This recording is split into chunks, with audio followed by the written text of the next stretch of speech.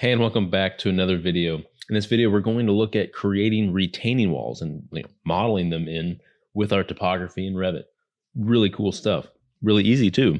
But before we get into it, if you happen to learn something, please demolish that like button. Also consider subscribing because there's a lot of you who have not. Please do that. That really helps me out a lot. Okay, getting into it now. We're going to make a retaining wall. And that does end up meaning that we have some kind of topography because this is all going to be 3D. We're not just going to show this in plan. So in 3D, I have a topography built already. And we're not really worried so much about the height, this or that, but I want to show you the process on how to create a retaining wall in 3D and really make it work and look correct in 3D so that you can do it regardless of any elevation that you might have. So this topography goes from 0 to like 15, something like that. And again, that doesn't really matter. So in plan, and then we're going to do two separate retaining walls, one that's straight and one that's curved, and so you can get an idea how to do both. And starting with this one here on the left, I'm just going to take a wall and, maybe a 12-inch wall is fine. I'm just going to draw it straight across. And then we're going to go into 3D. And of course, it's default to 20 feet tall, so we don't necessarily need that. But let's go ahead and make this, I don't know, about 10 feet tall instead of the 20. That makes a little more sense. And so at this point, well, this is where your site work or something like that would come into play. So let's say all this is, you have this as existing topography. We're not going to cover the phasing so much, but let's say this is what it looks like as existing, and you want to model it in as if it were accounting for this new retaining wall that you're going to place in here. Okay. All right. So it is pretty simple, and it obviously does require us to start manipulating some of these different points. So zooming in on here, I'll edit the surface, and we can see that, yeah, I can't quite see the top, so maybe I can adjust that in my view range here just so we can see the top. I can make that 20 feet, and my hope now is that we can see the top. If I edit the surface here, we can see all of our points now. Perfect. So all of these here at the bottom are at 0. The elevation's 0. And then I move up to, I think these are all 5. No, those are 10. And then we've got 15s here in the back. Whatever. Not a big deal. So the idea is that we'll have one side of the wall that's at, 10 feet. It's coming up to the edge of the wall. And then we have the other side, which is something else. It's below the 10 feet. And in other words, it's retaining. So again, make sure you have your phasing correct. You're not changing just the one topography you have. You have a backup topography that's existing. Maybe it's on a different work set, or maybe it's in a design option, something like that. So I'm assuming you're at to the point where you have this topography that you're ready to edit, and this is going to be your new topography with your new retaining wall. So I have all these at 10 feet. And so the simple thing to do is we could drag all these to the edge, but I'm fine with that, but let's go ahead and just place new points at 10 feet. And so the idea with retaining walls is that we'll end up having a point on either side of this wall. And you'll start to see why this makes sense here in a minute. And so let's go ahead and put 10 feet here, 10 feet, and we're just going, periodically close to something, close to one point from the other. So we're not going to have topography going in between these different points. So basically, we're consistent all the way across. Okay, and if we look at this in 3D, we can see, we're starting to stack up our elevation at that retaining wall elevation. And so maybe I've got all these points here that are at 0. So maybe we have the bottom of the wall be at 5 feet. And so we're continuing to slope from the bottom of the wall down to the base of the topography. So here we go.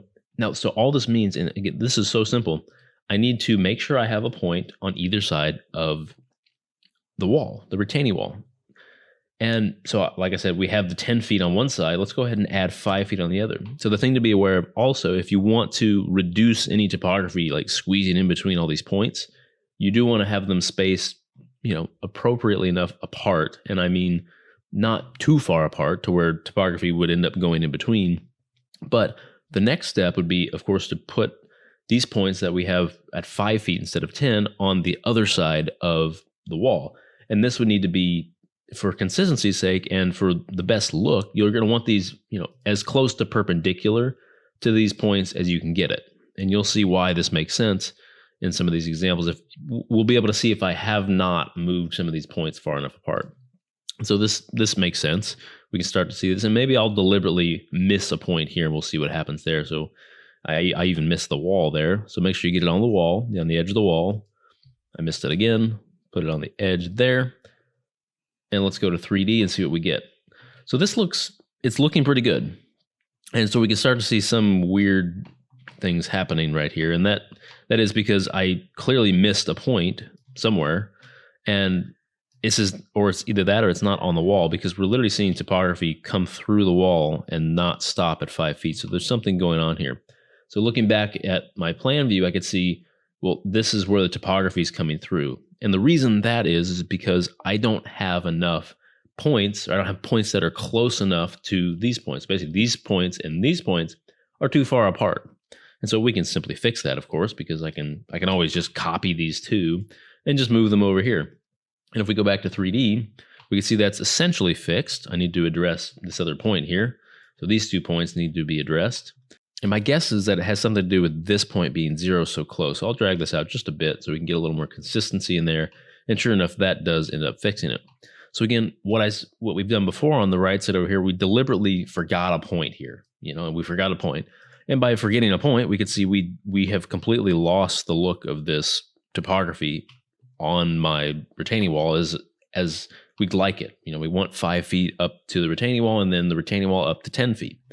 So again, all I need to do is end up adding that extra point and make sure I fill in all those gaps. And you can see it does move straight across here, and it does look pretty good. So getting to the end, we're just going to have a bit of an issue like this because it is the end. I can drag this point over here and get something a little closer to it by continuing to copy these points over. And then maybe what I'll end up doing is just copy this over as well. And we can get that look continued all the way from one end to the other. So I probably do want to put another point here on the end if we do have a retaining wall at one point stopping. So I'll probably want these here, and you could change whatever these elevations are on one side or the other, because maybe I do want this actually to be at the 10 feet. It kind of makes a little more sense to square up the topography a little more. That looks pretty good. So what we do have here is a retaining wall. I can finish my topography, and that's what we've got. We've got what accounts to a basic retaining wall. It looks pretty good. What I can do here is just turn some ambient shadows on so we could see this just a little better. Looks pretty good. I'm happy with this. This is a retaining wall, and maybe this retaining wall ends up going up another 3 inches, so it's it's just slightly above the grade there. It's serving as a retaining wall, and at this point it's a wall. It's not just topography. And because it's a wall, you can add different materials, you can break it up however you want, you can do anything. And so how is this working and why? Well, it's not that the topography is not there. If we click on the topography and the wall, we can see the topography is actually in there. You can see it is very much in there. We've got our 5 feet, you can see based on the topo lines, they're in there. It's there. And so the idea is that we're simply using the wall as a transition point, the interior of the wall as a transition for the grade to travel through. And so it's nice that we've set it up the way we did, because we don't see it. And that's really the whole point here. You can do anything you want with the wall because it's a wall. And now you've got one topography that's split on different levels. And so this is nice because you can really do it however you want. It's really simple. And honestly, at this point, I'm going to hide this. I have the exact same topography showing up here that I've just mirrored across, and I'm going to go back to plan, and we're going to basically do the same thing, but I'm going to take a curved wall, and it's going to be a curved wall, but that doesn't mean that things are a whole lot different. So I can go from one end to the other and just curve my wall there.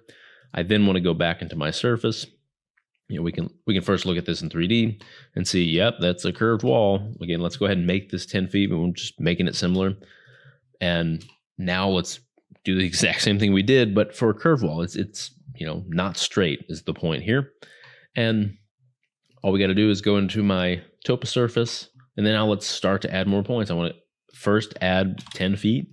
And let's go ahead and add 10 feet here to the ends. And then again, just periodically, every so often throughout the curve. And so the thing to note about curves is that I've had better luck when I have the points closer together because it is a curve and it's not straight, it's not flat, and I've just had more luck with it this way because of the curve versus how flat it could be. So with these points all the way to one side or the other, we will then have our topography that's built up to that 10 feet on the high side. And then at that point, we just need to go back to the other side and make sure that we have everything that is at 5 feet. So if I look at this in 3D right now, we can see I have my topography appropriately coming up to the backside. It looks great. So then let's go ahead and make everything 5 feet below on the other side of the wall, and make sure, again, you're on the edge of the wall. That's really important because then you'd start to see some bleed through that you may not want to see. And so we could see that the topography is adjusting appropriately, and it's going to end up being straight across more or less as it follows the wall, the curve of the wall. And you'll know pretty quickly if you're going to get some topography showing up in places you don't really want it in or outside of the wall, because some of these topography lines are going to do some funky things after you place some of these points. So again, we're trying to look for points that are on the wall, on the edge of the wall, perpendicular to the points that we already put in. And that should result in a nice looking retaining wall that we're happy with and that looks like an actual retaining wall. So look at that. Like that's pretty good. And whenever I finish this, we could see clearly my topography is in the wall, and it's doing exactly what I wanted and what I had hoped. We've got some weird looking overlaps in here, but that's just based on where I have some of these points. This looks a little more consistent right now, but really that's kind of it. Like, we have gone through how we can make a retaining wall, whether it's curved, straight. This can get as extreme as you want because you can make these curved, super strange and curved walls all over the place. But the real power in this is that it is a wall. It serves as a wall. It can function as a wall like anything else, but it's on your side. It's breaking up your topography, but not actually breaking it up. It's still one piece of topography that you can do whatever you want with, and makes perfect sense. So as long as you have your existing site set up and in a good place after you edit this new site on a new phase, then I think you're good to go. It's really simple to edit. And if you have a backup site, you can always go back to that, start over if you need to rebuild anything. So that will do it for this video. We looked at retaining walls. We built straight, curved retaining walls in topography. 3D, it's real. It's really nice, and it's not just in plan, and it's also really simple to do. So I sure hope you did learn something. If you did, demolish that like button. Also, consider subscribing. That really helps me out a lot. I know not a lot of you have, so please do that. That really helps. That will do it. Hope to see you in the next video. Have a wonderful day.